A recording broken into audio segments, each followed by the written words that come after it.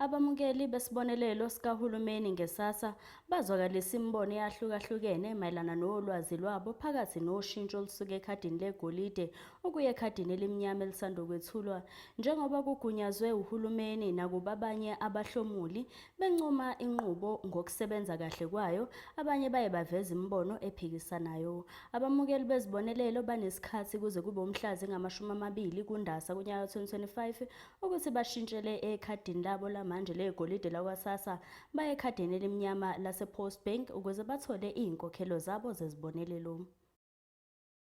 Uyaqhubeka umkhankaso wophiko lokuholela izibonelelo zikahulumeni okuwu-SASSA ukuguqula ukusetshenziswa kwamakhadi ombala ophuzi kuya kumakhadi amnyama ase-Post Bank.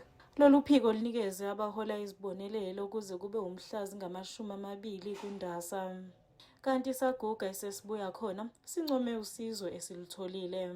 Kuyafika ukuthi ngizibuze ukuthi kukabe kutshintshelwane ekhadi ngoba vela lamakhadi silokhu siyawasebenzisa manje ngezwe ukuthi hayi kuthiwa hayi siyatshintshe wena azange ngisabheka lena le ngavela ngahamba ngayotshintsha ikhadi. Ukufika kwami ngutholile wona uline kodwa into emnandi uline wakhona uhambe kahle ngaze ngafika lapha kuchintshwa khona ngalishintsha ikhadi.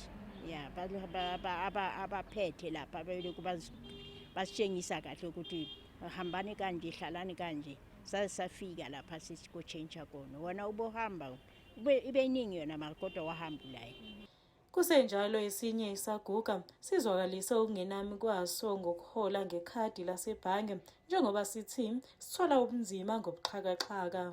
Angithandanga akiyayirata ntwa utshintsha dikhati tsa rona tsa SASSA ba re sokodisa re gola dibanka di re jella tšhelete e nyane ya SASSA.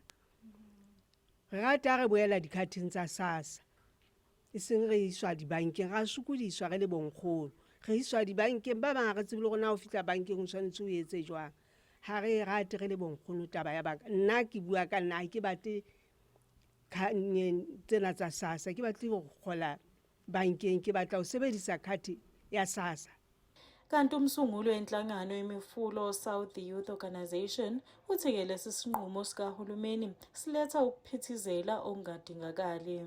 Organization iyasdisturb because a lot of pensioners, they are complaining a lot ukuthi each and every year bahamba bashintsha amakhadi and ababoni isizathu sokuthi bashintshe amakhadi because bayakhala nabo ukuthi bahola emabhenki and amabhenki ebadlela imali.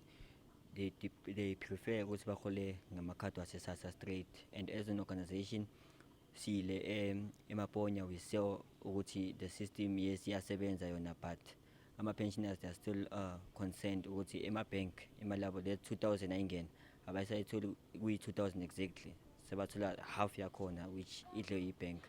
So as an organization we want to request to government ukuthi no, let them go back to ama-SASSA card normally onke umuntu athola imali yakhe exactly. Uhulumeni umemezele ukuthi uma kufika usuku lomnqamulajuqu walabo abathola imali yesibonelelo sikahulumeni engashintshiwe amakhadi angeke bekwazi ukuyithola imali yabo. Ezindabeni zeSoweto TV, ngikuNokulunga Mthembu ngiseSoweto.